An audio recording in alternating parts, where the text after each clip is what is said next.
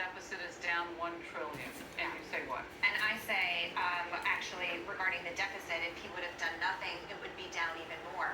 We spent a lot of money during the pandemic, Harris, as you know, to take care of a complete emergency situation. But then this administration went and spent trillions of dollars more. So the deficit would have just come down on its own if we would have stopped spending as a result of there was no more emergency. But they wanted to continue the emergency into 2021, into 2022. And so when he talks about that deficit reduction, I mean, it's off of this very, very bloated figure. But it brings me back to your point as you were commenting during the break. All of these stats are distorted, Harris. He also said he created 11 million jobs. You mean you brought back the jobs that we were temporarily offline as a result of the pandemic? Again, it's just taking that and saying that he created something when he hasn't done anything.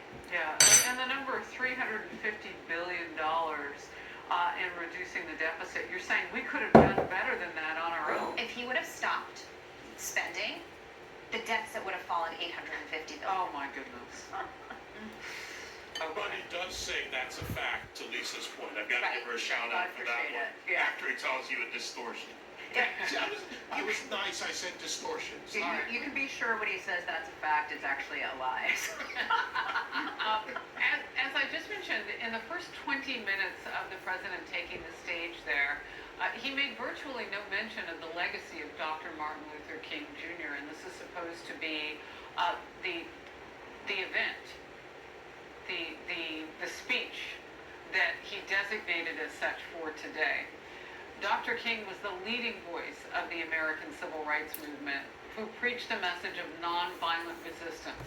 The protests that he organized, the marches that he led, and the speeches that he gave were key in bringing about landmark legislation such as the Civil Rights Act of 1964.